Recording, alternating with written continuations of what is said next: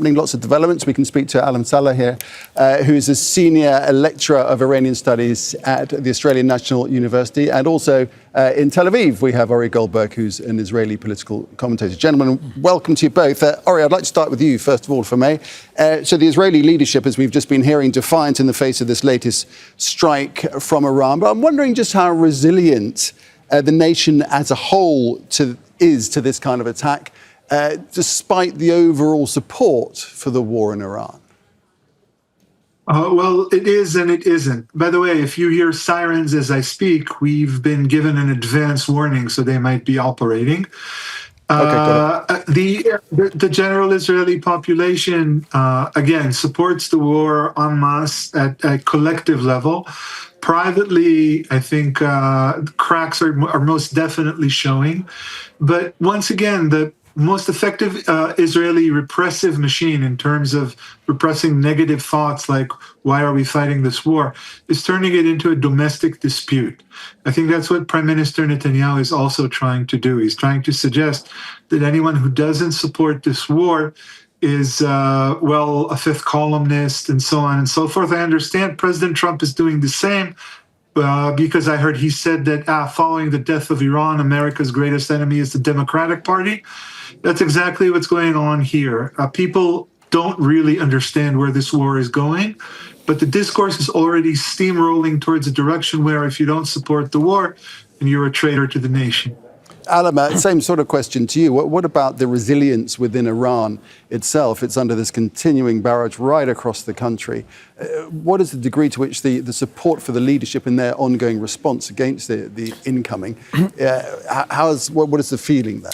Well, it seems that the Iranians are under such attack, which is illegal, was unnecessary, which was the war of choice, are rallying around the flag because they have a very, very bitter experience of what happened in the Middle East in the past 2 decades or so. They've seen what happened to Afghanistan, to Iraq, to Syria. So they are deeply concerned about Syrianization of Iran. This is particularly since we hear the same actual rhetoric from Washington and Tel Aviv to fragment, to separate Iran into different pieces, to undermine and to destroy the whole entire infrastructure in Iran, and also by targeting civilian and sometimes historical sites, such as schools have been targeted, hospitals, museums, and historical sites, and that is deeply concerning Iranians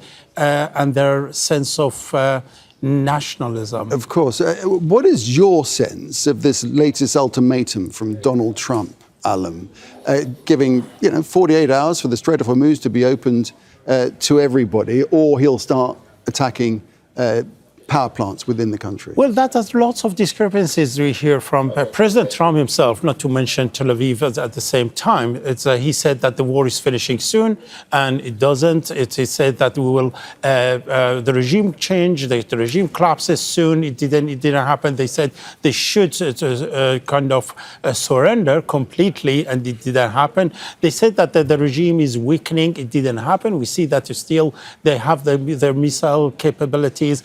However, it's just this way of thinking, relying entirely on military force, is something that President Trump should change. And that means the issues in the Middle East are much more complicated. We should consider ideological, social, societal, economic, and political, geopolitical, geoeconomic kind of factors of such wars. And these issues cannot be resolved within 48 hours. And he just boxing himself. He pushes himself into the corner and tries to deal with these crises with creating or adding more crises. Okay, Ori, from your point of view, what's your sense of what Trump is doing here and what it could mean for the conflict as a whole if he goes ahead with it, and then Iran responds in the way that it says it will and attack infrastructure across the Gulf? Again, just anecdotally, the sirens are operating now.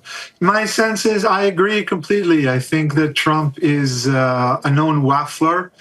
he's not necessarily going to go through with what he's saying. But also, I think that Trump has absolutely no vision for this war other than pummeling Iran. I don't even think he's talking about the fragmentation of Iran or the balkanization of Iran.